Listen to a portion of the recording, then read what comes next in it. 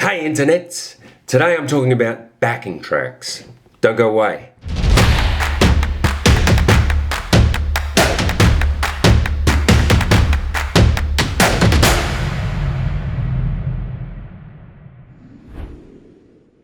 Alright, so the first thing to do is to find your backing track. You can find a lot of backing tracks on the internet, but I use one source. Now, I used to use a lot of different sources, but for me, I use one source, and I've never been let down. I don't think there's ever even been a song that I haven't found on this site, and it's called Karaoke Version. Okay, this is just a brilliant site. It's cheap. The interface is great. Look, I'm just going to go through it, okay? So if I'm looking for a new song, this is where I start. Okay, so let's have a look. Karaoke Version. Now let's search for a track, okay? Let's put in my favorite artist, John Mayer, see what comes up. Now I'm going to pick one that I haven't downloaded before. So maybe this song here. All right, now it gives you options. That defaulted to a vocal backing track, okay? This is obviously for people who want everything in there, and if you want to download the track with everything in it and not change it at all, you can change the key here. But if you're not going to customize them at all, let's say you're a singer and you just need the backing track, then this is the way to go. But if you're like me and you're a guitarist and a singer, you want to be able to edit them. So the best one to do that is to go over this pink tab here, select custom backing track. Okay, this is going to allow you to edit your tracks, or the tracks that are available online to edit. So I'm going in here again, John Mayer. Let's see what comes up. All right, this one here. Let's try it. So this is what comes up, and it'll give you. It loads it up. These are all the.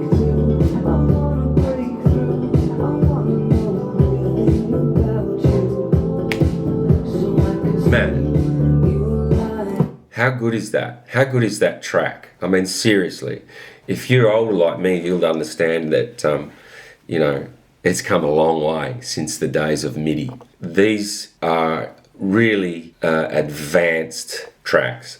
Okay, now whoever owns this site obviously gets session musicians in and just recreates all kinds of songs, and they put them online in this format, which is every track individual.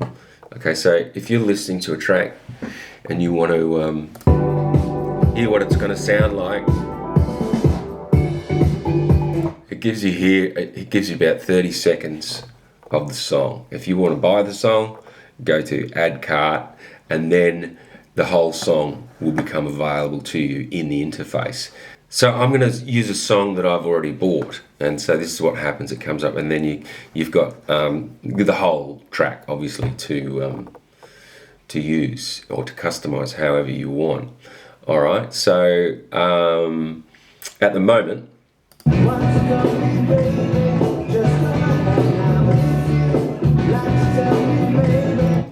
so I've already worked out what key I'm going to do it in, and I need to transpose it down. So this is a relatively new feature, and I'm so glad they put it in, because I used to have to do this separately. I used to have to download the individual tracks and put them in another piece of software that was worth about $500. Now it's free to do here, up to and down to 4 semitones, which is fantastic, and it really does sound good. If you know anything about shifting keys, if you don't have good software, especially the vocals, if you're going to use vocals, will sound really phasey. But here, that's why they only have it up to -4 and +4, because any further and it starts sounding really phasey. So pick a song that's within that range of yours, which is pretty wide range. So I want to change this to -4. So this will change every track. Bang, bang, bang, bang. Now. So now that's in the key that I've already worked out is going to work for me. Okay, so now the thing is to download them. So I download them pretty much individually, except for, you see these are color coded, like the drums are grey, the bass is on its own, the guitars are all red. So if you wanted to download them all in their categories, you can. But you can also download them individually. So I like to download the drums as one, because I'm not going to edit them.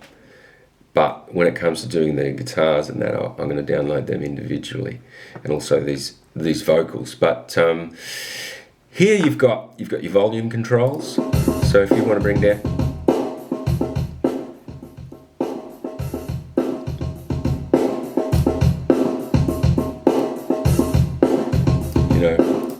that's pretty self-explanatory. You can pan them left to right if you ever needed to. You see these guitars panned right, but everything else is pan-centered. So generally, as far as panning goes, I like to keep them centered.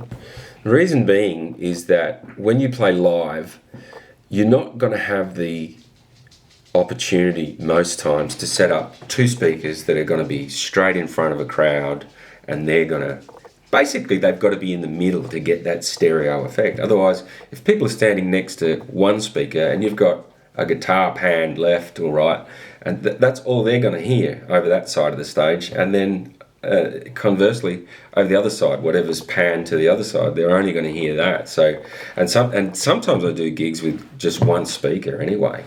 Speakers now are really powerful, and that's all it requires. So generally I'll pan these to the center and then download them, or you could do it in the software. But for now, this is how I do it. So I'm going to download the drums, and I'll fast forward a bit through this download procedure.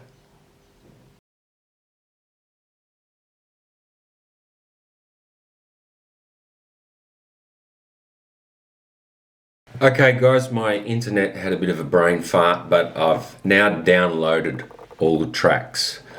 Okay, so we don't need this anymore because we've got all the tracks, and now what I'm going to do is actually go to those tracks and rename them so we don't get confused. Alright, so they're all in order, see? When it's just called backing track. So the first one I did was this one, which was the drums. So I'm just going to call them drums.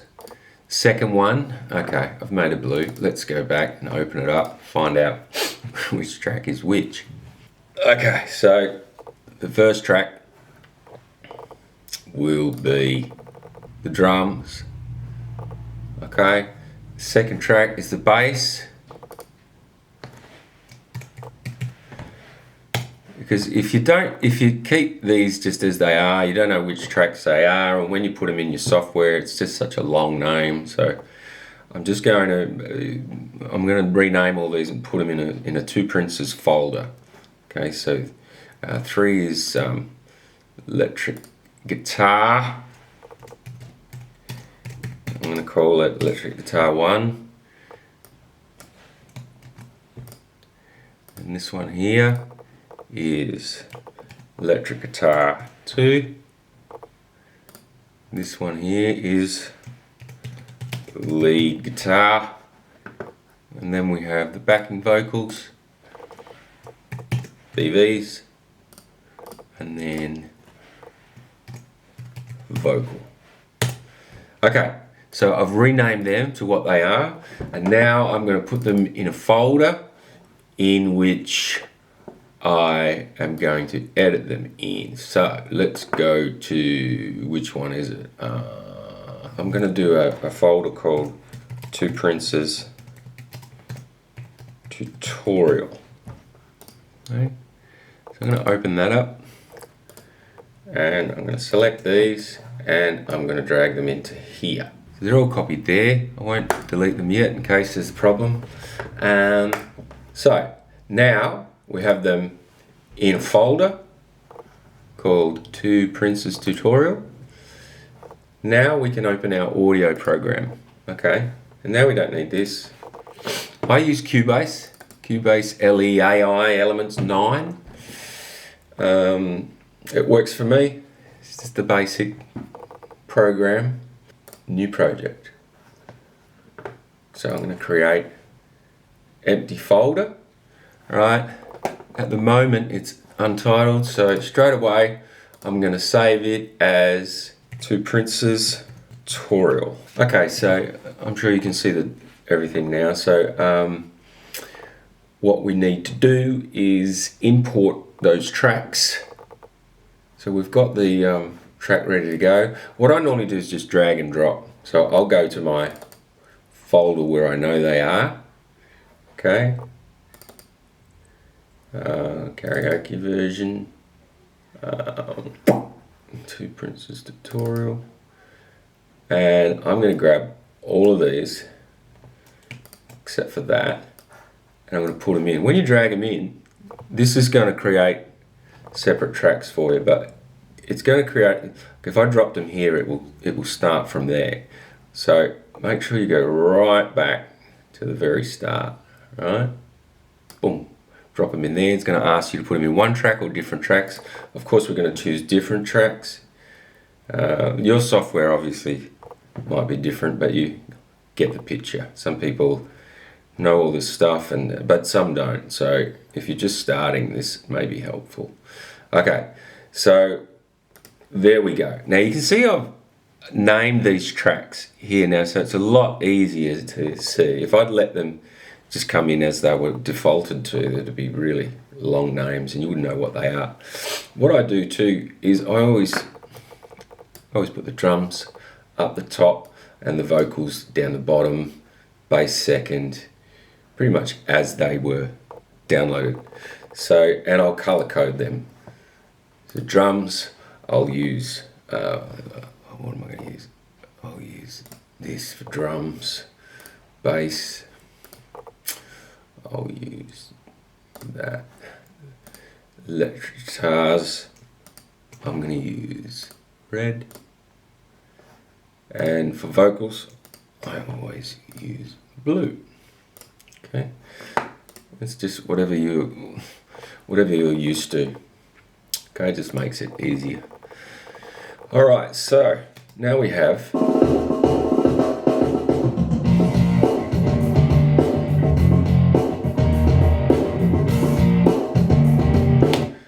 the tracks ready to go. Okay, so if you're a guitarist like me, this is how you might want to edit it. Okay, so I'm going to be playing guitar over it, and so I'm going to want to take out this guitar. Even though it's electric guitar here, I'm going to be playing acoustic over it. One thing I've learned with guitar tracks is that when you're playing them live, you don't want to have too many of them sounding. Although it sounds good when you're practicing and you're at home, when you're at a gig, it just gets a bit too muddy with too much going on. So you want to kind of strip it down into just the rhythm section, because it's too many frequencies going on. So have guitar in there a little bit, but it all depends on the song, of course. But certainly if you're going to be playing over the rhythm, then they're handy to have here to learn the song, because you can also use this as a resource to learn the song. But you're going to want to take it out. All right, so you can see that these are stereo files, right, which is really handy because it's a visual for you. So this is obviously panned left here. I can hear it in my left speaker, but not in my right. And so, like I said before, when you export these, you want to export them so everything is sort of in the middle. It's just going to sound better if you use one speaker, and it's going to sound better as a whole, because you only really get that stereo effect if you're in the middle. Okay, now if you've got a big stage everyone's at the back of the stage, then everyone's sort of going to get that effect because it's such a big area. But when you're in small areas, like I play, you might be in the corner of a room somewhere and just using one speaker. So if you've got something panned right, and then you do a gig that is just a solo gig, then I'm sure you could somehow come out and turn it into a mono feed. But I just put my whole mixer in mono. So if that's in the center, then you're going to hear that. But you get what I'm talking about, right? Just make sure everything's panned to the middle. So if I want to learn that, I can just solo, maybe have some rhythm.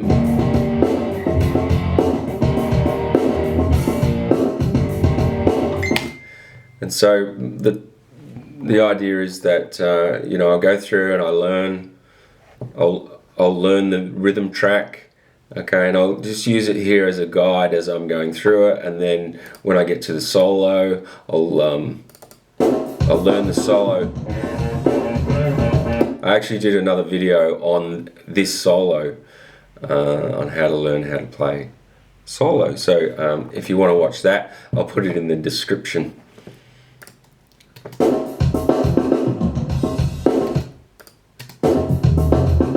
So it's just a real handy resource. And if something's a bit too loud or soft, then we can just, where is it? You can go to your mixer. Where's the mixer? Oh, it's in that one. Pull it over so you can see it. So you've got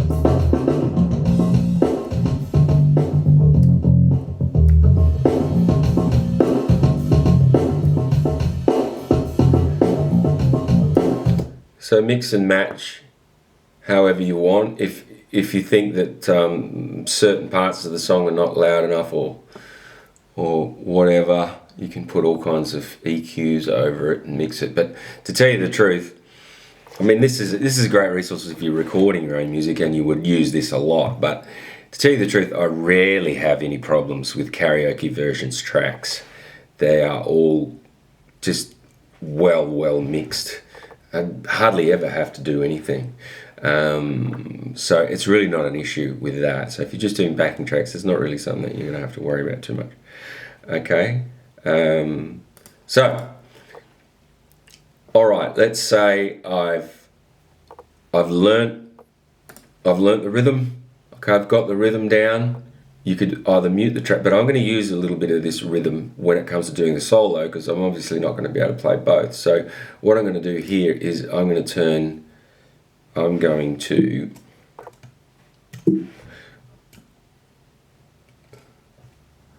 get it. So I'm going to cut it off. So I'm going to cut it off there.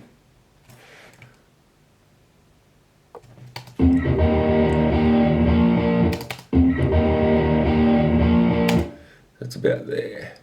So I'm going to be cut tool, make sure that the snap is off. I want to cut it right there. Oops, sorry, that's the bass. What am I doing? You can see it there. I'm going to cut that off. And then the end of the solo is over here somewhere, so let's go here. Looks like about there, I'd say. Oops. What am I doing? Okay, solos. Let's just go there. Up here. There's the solo. So I get confused between programs.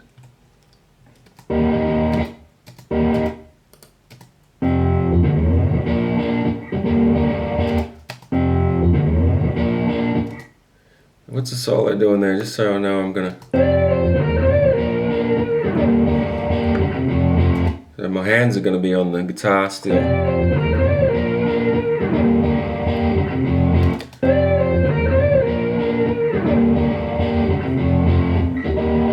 probably going to come in here because it's about where it's going to be. So I want to mute. God, I can't remember the bloody shortcuts for this. Mute that there. I'm going to mute. I'd normally be doing it with two guitars. You can mute the whole channel if you want, but I'm going to need this part in there when I do the solo. So I'm going to mute this track as well. So when it comes to the track, so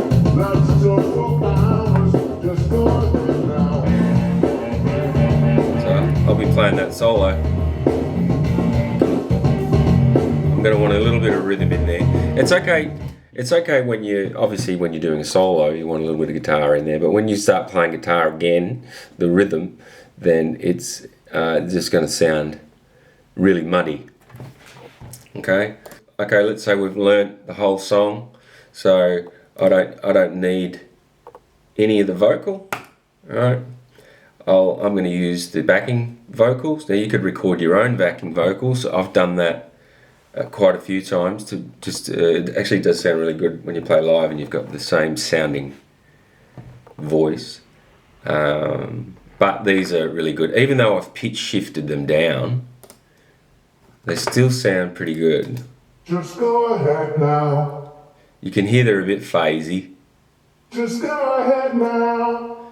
Now I could go in there and record it myself, but that wouldn't take long, but I'm a bit of a lazy bugger, so I'm going to keep them in there. They sound great. So let's have a look at the whole track, and that's all I'm going to need. So that's pretty much it. So we've got drums, bass, electric guitars are muted there, solo. Okay, I've learnt the solo. Well, I have learnt the solo. Backing vocals are going to be in it. And this was used for a guide vocal to learn the song, but now I want to mute those whole tracks. You can see I haven't muted this track because I still need part of it. So then that's why I mute parts of the track. Okay, so now we want to mix it down into a single file. Now, whatever audio program you're using, you'll have to learn how to do that. Okay, so file, export, audio mix down. Now you'll have some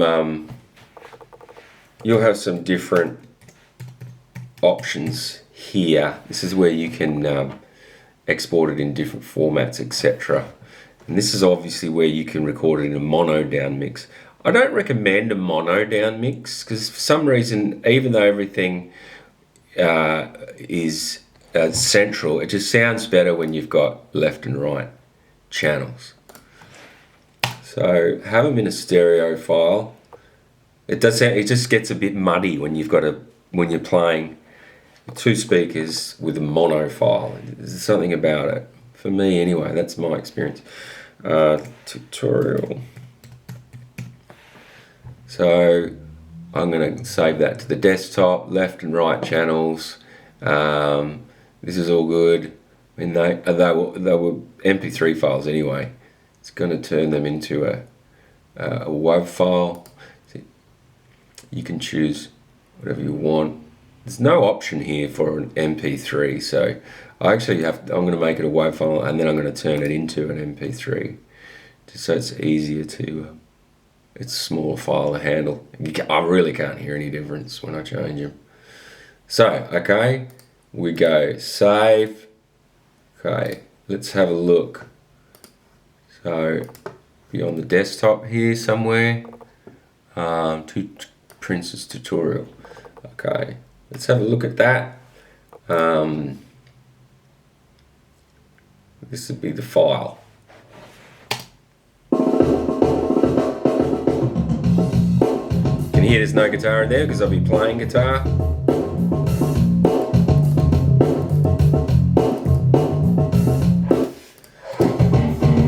That's where the solo will be. Everything looks right.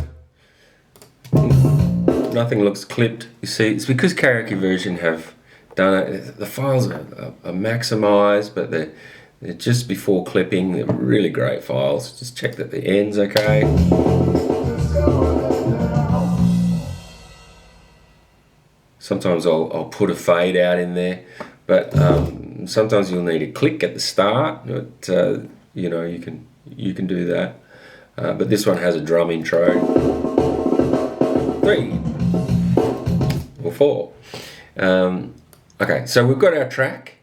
All right, we've got our track here. I'm gonna turn it into an MP3. Now, a great reason, if you don't have an MP3 converter or anything, I'll tell you what was a good free place, right? Zamza. If you go to Zamza, and this is all free stuff. So if I go to desktop, I'll just change that view to list. And let's find 2 Princes tutorial wave. Okay. Convert to MP3. Convert now. Now this is all free. You see, it's a 43 megabyte file. That's a bit of a large file when you're going to be putting them in different programs, etc. I will do another video on the VLX3. It's a Helicon, TC Helicon product, and it is incredible, I tell you. It's probably going to be 2 or 3 videos on that. This is what I use to play my backing tracks in the gig. Okay, so some people will use guitar. They can use a DI, whatever, for guitar and vocals. But what I use the one box, and it you can export your live sound through the one box. So I can go out in vocals, I can go out in guitar, and it all goes through it. So if I want different sounds on the vocals, and I want, like, let's say I want different reverb sounds. Let's say I'm doing a slow song, and I want you know, more reverb in the song. Or if I go to a quick song, I can program it to give me a different reverb. That's why I use this thing. It's called the VLX3 Extreme. TC Helicon product. Best product I've ever used. I may have done a video by now, so check the link in the description and I'll update that when I do that video or videos, because it's absolutely incredible. It gives you, like I said, the option to change presets, and it's all worked through MIDI, and you program it. So you press a button. Okay, let's rewind. I've got I use an iPad on stage, and my iPad has a program called Band Helper, and I'll do another video on Band Helper, so check the description.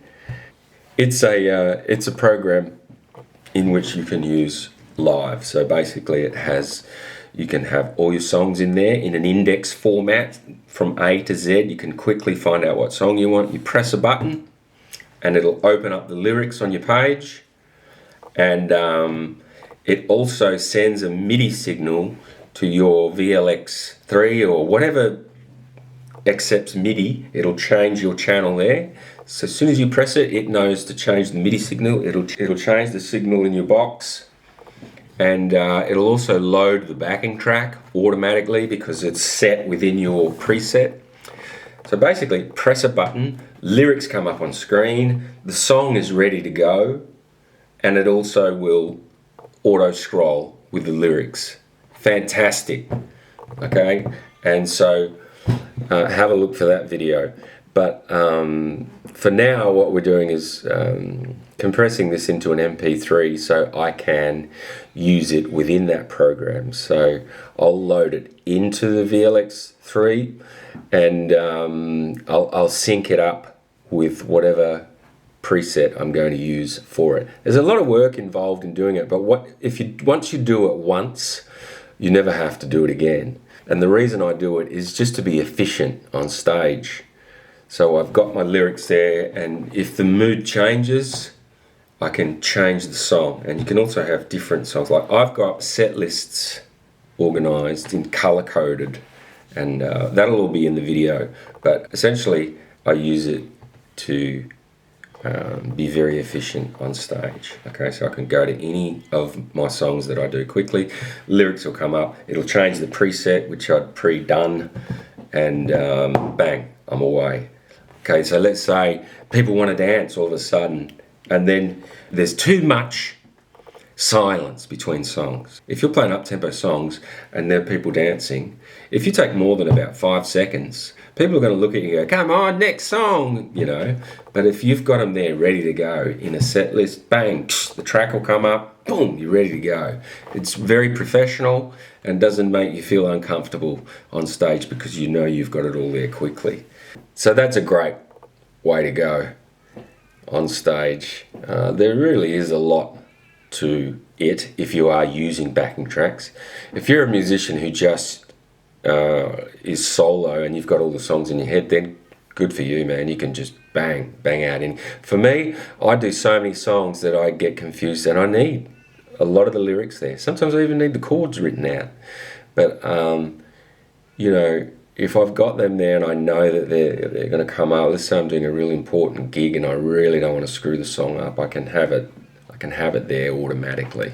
Sometimes you don't even need the lyrics. It's just there as a bit of a security blanket, if you like.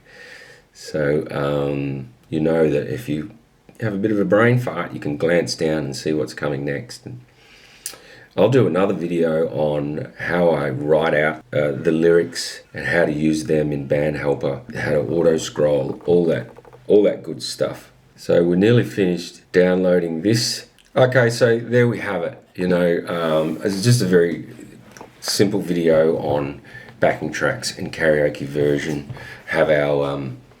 We have our track now. The best product I've ever used is the TC Helicon VLX3 Extreme, and I'll show you how I import them into that program and how I use it live, basically, to set up the song so that it's all automated. It's quite an involved process. It's hard for me to summarize it, so have a look for the video on the VLX3, which is just incredible. I love it. Anyway, I hope you got something out of this on how to use, edit, customize backing tracks. So once again, thanks for watching, and I'll see you in the next video.